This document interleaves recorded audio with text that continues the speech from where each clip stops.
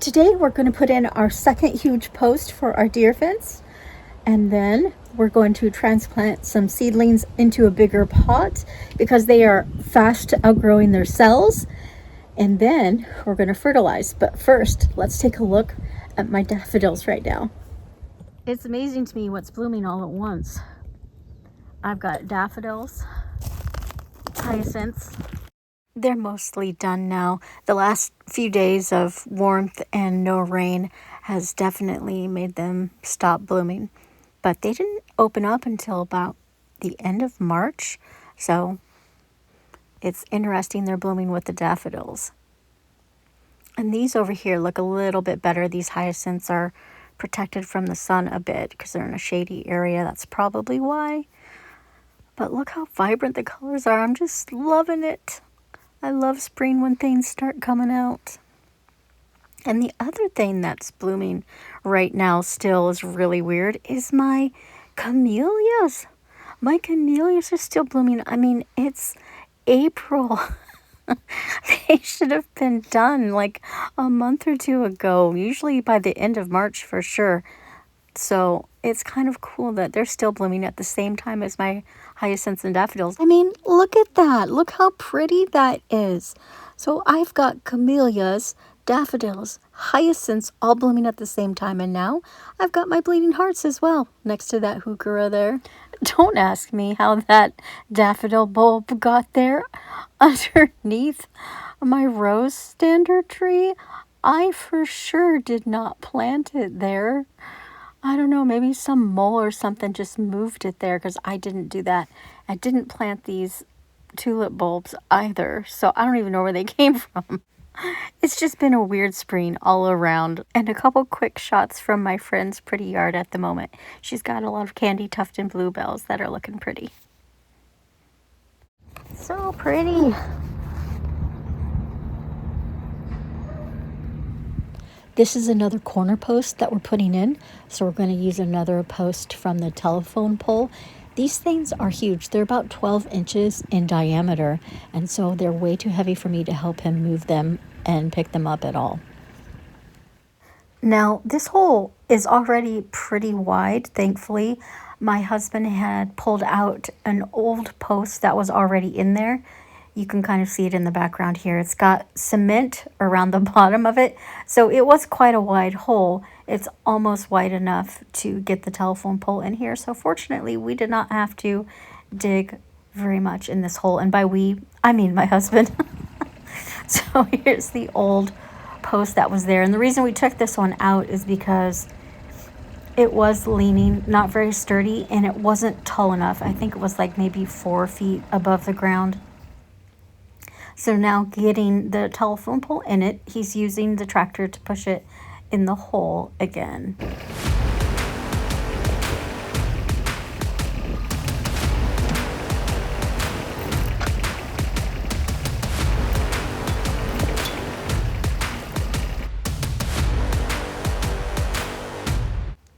We didn't have any dirt right there on hand to pour back down into the hole because of my husband taking the post out of that hole. And so in order to keep the pole upright, I had to move this rock to stabilize it, and that rock was much bigger and heavier than it looks. And I know right here that this pole looks crooked and like it's at an angle, but trust me, it's not. It's because of where the camera is. I have the camera straight, but we live on a hill, and trust me, the pole is just, it's it's straight. It's not leaning that much. You'll see it from a different angle here in a few minutes. Right now we are just filling the hole up with dirt and tamping it down to get it stabilized, and so it stays put.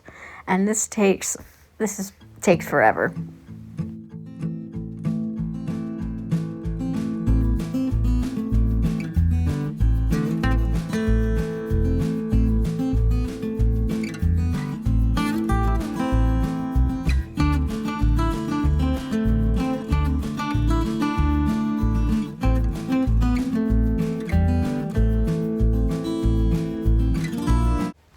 I had to go go get more dirt to fill in the hole. These telephone poles take the longest time to do because there's so much of a hole that you have to dig to put them in because they're so wide. And you need a whole lot more dirt to fill it back up. Just pulling out a couple weeds here because I don't need any more briars to grow up next to this telephone post. Giving it the last tamp down with my foot. And now we're just trying the string from the first post to this post to try and make a straight line. But I guarantee our lines won't be straight. They never are. And it's up.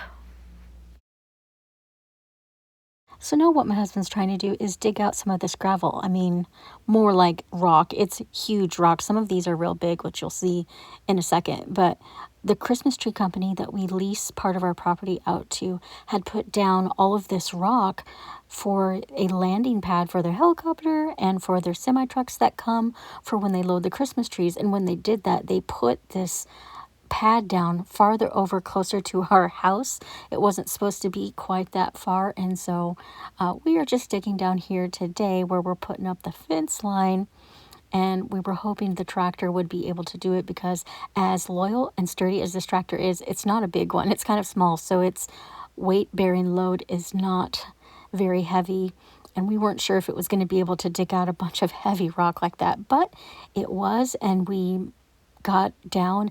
The rock was about a foot deep, and so we'll be able to drill with an auger through the dirt another foot deep in order to get the posts down. It's made our lives a lot easier that we don't have to dig down a foot of this rock by hand. And as you can see, we got 3 more posts in that day. We were only planning on putting in that big telephone pole, but we were able to get 3 more posts in, and we were actually going to do 2 more, but the battery for the auger ran out. It's not the auger's fault, it's the battery we have for the drill, which is actually a cement mixer drill that we use on our bigger auger. The battery just went kaputs, not died. We tried to recharge it 2 different times and it never started back up. So that battery is dead, and we have to wait for a new one until we put more posts up. Or I suppose we could always dig them all out by hand, but no, we're just going to wait until the new battery arrives. Okay, as you can see, I have already made quite the mess because I have previously potted some of these up already. And so, but as you can see, this candy tuft really needs to get out of these cells. They are growing right through them. So we're just going to pot them up into bigger containers. It's still a little soon for these guys. We're supposed to get a frost tonight. So, oh my goodness, what a mess I have made. I'm just going to show you a few of them. See if I can wrangle these guys out of their cells. Good luck to me. The roots are pretty stacked, so we shall see. I'm sure some of the roots will break. Hopefully they'll be all right. I don't know. It's probably too late to pull these out. I might have to. There's 2 of them in here. I might have to just sacrifice one. Actually, I think I was able to separate them, so that's cool. Bit more, and then I'll water them in. Putting it just in here.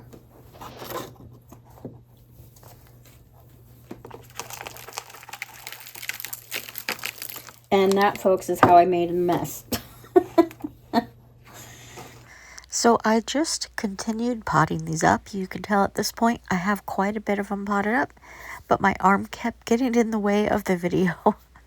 So I cut most of this out, but they are all potted up into the bigger pots now. As you can see, it's a nice clear day. You can see Mount Hood today. You can somewhat see Mount Adams, and you can definitely see Mount St. Helens. I don't think in the camera that the mountain to the right, just to the right of Mount St. Helens, is showing up very well, but it's a nice clear day. Love days like today. So now on to the fertilizing. This here tells you how much you're supposed to do. I am not putting that much on because I don't have very much fertilizer. I think I need to own some stock in fertilizer to put as much fertilizer as they say to use. I'm just going around putting tree tone from Espoma on my fruit trees.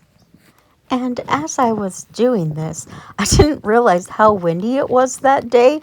But as you can see in the video, I think I probably lost half of the fertilizer spreading out in the wind. Oh well, apparently the grass will get enough fertilizing. Now, technically, I'm probably 2 or 3 weeks late on doing this.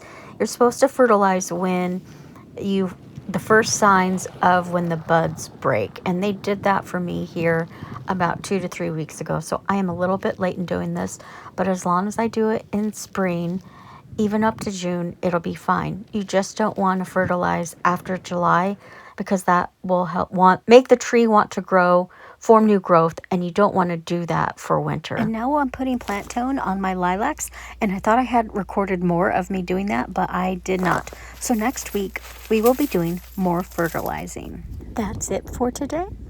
Thanks for watching. Until next time, feed the pollinators for me.